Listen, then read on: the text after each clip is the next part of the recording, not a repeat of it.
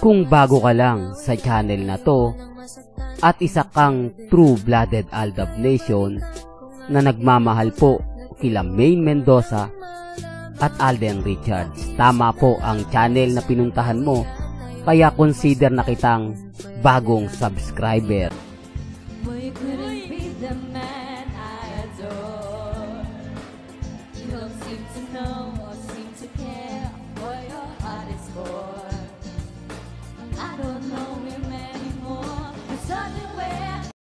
Welcome back mga Aldab. Ito na naman po ang inyong lingkod, si Mr. Destiny. At syempre panibagong update na naman po tayo. Panibagong mga kaganapan po kina Alden Richards at kay Maine Polkerson. Sa dami po ng mga bali-balita ngayon sa social media, sa dami ngayon ng mga komento about kay Mengay, talagang hindi maganda at hindi kaaya-aya. Kaya nga po na andito si Mr. Destiny para protektahan nga po si Maine Polkerson. Nakita niyo po ba yung suot na sisi ngayon ni Mengay? Mas madalas na po yung makikita. Mas asahan nyo na mas marami pang ganyang makikita. Ito yung mga binigay ni Alden Richards sa kanya. Kaya nga po marami na pong komento naglalabasan. Marami nang nagsasabi na hindi na po talaga ni Mengay sinusuot yung singsing. Malamang mga kaaldab na baka binawi na o kaya sinodi na ni Mengay, no? Kasi nagkakaroon ng issue Di po ba? Na baka paunti-unti na binibilang na yung mga kaban o yung mga ari-arian ni Congressman Arjo. Di po ba?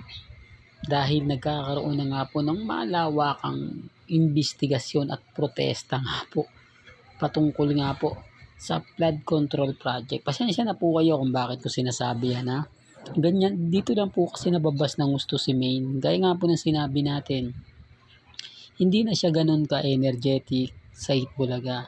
Hindi na rin po maganda yung mga komento sa kanya, lalo na nga po sa social media. Kayo na po makapagsasabi niyan, kayo na nga rin po makakapagpaliwanag din po sa iba. Pansin niyo po ba mga army ngayon, hindi nag-aano kumbaga nag-update, nagpo-post, nagtatanong, ganito ganyan. Basta nakapokus na lang sila sa kung ano yung mangyayari sa sitwasyon. Di po ba kung may mga kasuhan nga po ba o wala.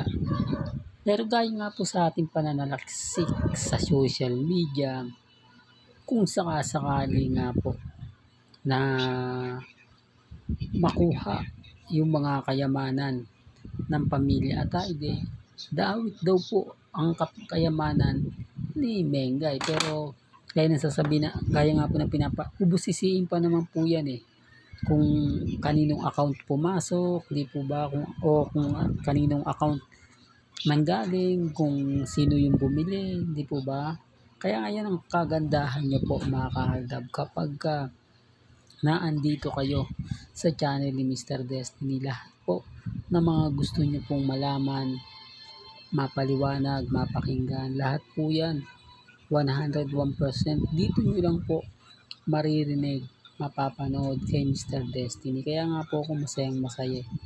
Kaya nga po kahit anong sabihin nila, kahit anong ipaliwanag nila, ramdam mo, di po ba? Ramdam mo na parang itong ganito ganyan, etc. etc. Kaya nga sabi ko sa inyo, ako po kakampi ng Aldab Nation. Hindi po ako magbabago. Never po tayong babaliktad at never po tayong kukuha ng mga bagay-bagay na alam po natin na hindi maganda at hindi nga po talaga aayon sa Aldab Nation. Na magpalit ng content, mag-cut din, di po ba? Real talk mga kaaldab, sabi ko nga po sa inyo, ako po tagapagtanggol ni Mengay. Pero sa bandang huli, ako rin po nababash. Di po ba? Hindi may iwasan yan mga kaaldab.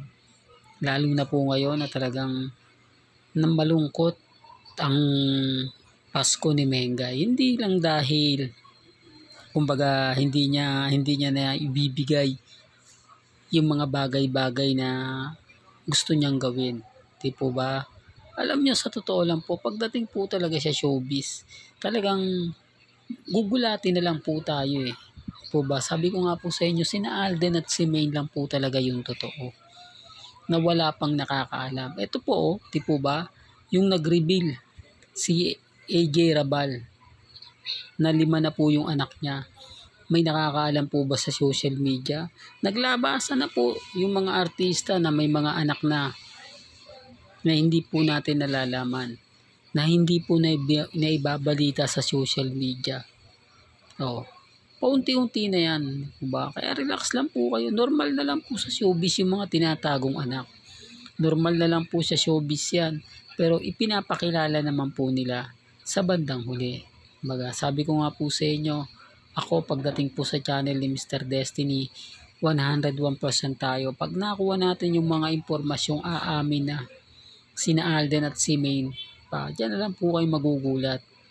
Di po ba? Kung si Christopher Martin ay nagsalita na pagkatapos ng kontrata niya sa GMA Kapuso at naging freelancer na lang siya. Eto na nga rin po yung nangyayari kay Alden.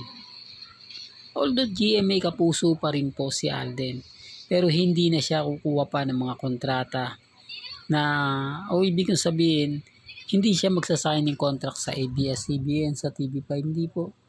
Freelancer na lang po siya, on-call siya, pero mananatili siyang Kapuso. Mananatili siya sa GMA.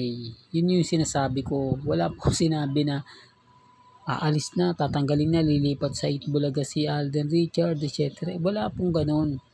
Pwede po siya sa Itbulaga. At dahil nga po, freelancer na lang siya. Kumbaga, kung gusto niya, pupunta siya. Pag ayaw niya, hindi po ba? Yun naman po yung sinasabi ko, umpisa pa lang. Na po pwede na po siyang tumanggi kung ayaw niya. Halimbawang, gagawa ka ng teleserye, ayaw niya, wala pong magagawa management. Hindi po ba? Na hindi ko kaya yan eh. Medyo busy ako. Kaya nga po ang kinuha niya pagiging host na lang eh. Nung tinanong siya ng ambush interview, sinabi niya na hindi muna siya gagawa ng teleserye. Focus muna siya sa pelikula. Tapos ipagpipilitan nila. Meron daw pong pelikula si Alden, teleserye si Alden. Yun nga po yung lumabas, yung The Good Doctor. Hindi naman po pala si Richard Paul Quezon. Po ba?